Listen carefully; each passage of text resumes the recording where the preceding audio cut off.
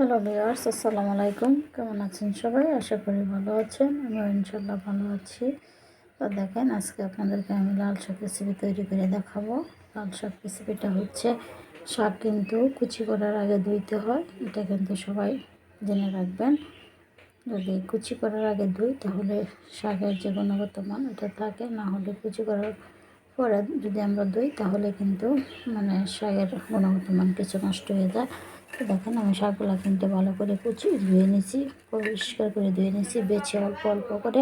সবসময় শাক কিন্তু অল্প অল্প করে ধুবেন, কারণ শাকের মধ্যে কিন্তু চুল টুল থাকে, মুসরে পরে বোঝা যায় না, রান্নার পরে ধরা পড়ে। এই জন্য শাক কিন্তু সবসময় অল্প অল্প করে ধুইতে হবে। তো দেখেন, আমি কিন্তু শাকটা কিন্তু অল্প অল্প করে ধুয়ে নিয়েছি। এখন আমি এটাকে কুচি করব।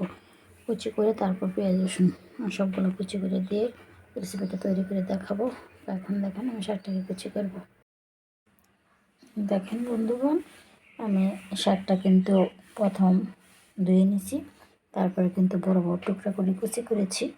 এখন রেসিপিটার মধ্যে কী দিয়েছি, পেঁয়াজ কুচি অল্প আর রসুন কুচি, পেঁয়াজের পাতা দিয়েছি আর মরিচ কুচি। আর শাক রান্না করতে কিন্তু খুব একটা কিছু লাগে না, এটুকুই চলে। আমি পেঁয়াজের পরিবর্তে পেঁয়াজের পাতা দিয়েছি, আর শুধু রসুন কুচি দিয়েছি, আর শুধু কাঁচামরিচ দিয়েছি। তা হালকা একটু লবণ দিই এখান থেকে, কারণ লবণটাও বেশি লাগে না, কারণ বেশি দিলে কিন্তু কাটা হয়ে যায়। লবণের পরিমাণটা অল্প দিলাম, কারণ যেহেতু পাতা সেটা তো উনে যাবে, সে কারণে অল্প দিয়েছি। এখন এটাকে আমি তেলে পরিবেশন করবো, রেসিপিটা তৈরি করে আপনাদেরকে দেখাবো। এখানে আমি এটা কিন্তু রসুন করে তেলে দিয়ে দেখেন, এখানে আমি কিন্তু তেল দিয়ে রাখছি। এখন আমি এই যে রসুন কুচিগুলো দিয়ে দিলাম।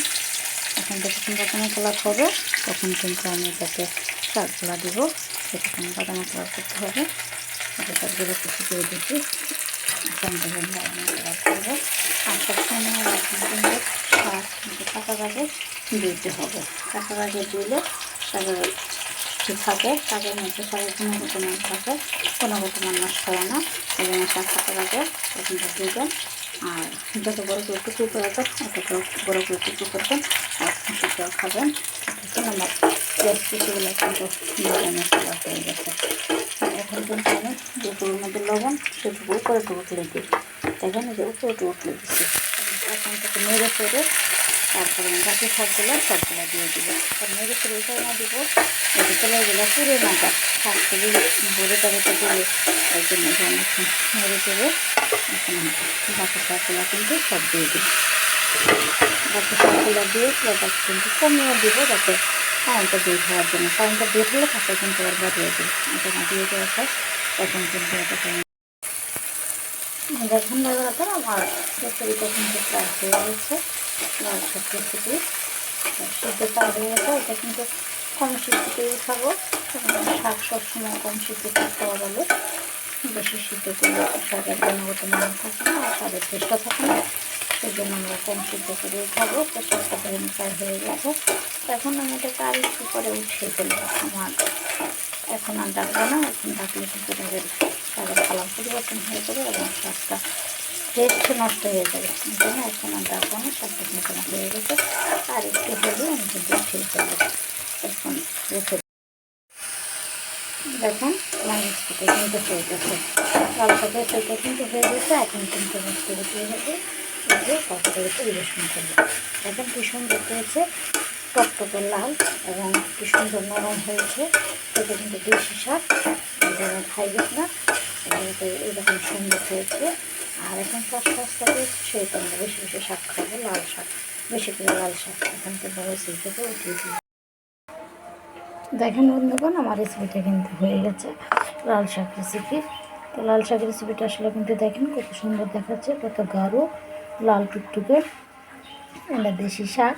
তো শাকটা আমি কীভাবে রান্নাম পরিবেশন করলাম রান্না করে। এখন রান্না আমার শেষ। তো আমি এটাকে কীভাবে কী কী উপকরণ দিয়ে রান্না করেছি সেগুলো আবার বলে দিই। বিষয়টা হচ্ছে এরকম, শাক রান্না করতে বেশি লাগে না, শুধু কাঁচামরিচ কুচি, পেঁয়াজ কুচি, রসুন কুচি আর লবণ দিয়ে তেল দিয়ে শাক রান্না করা যায়।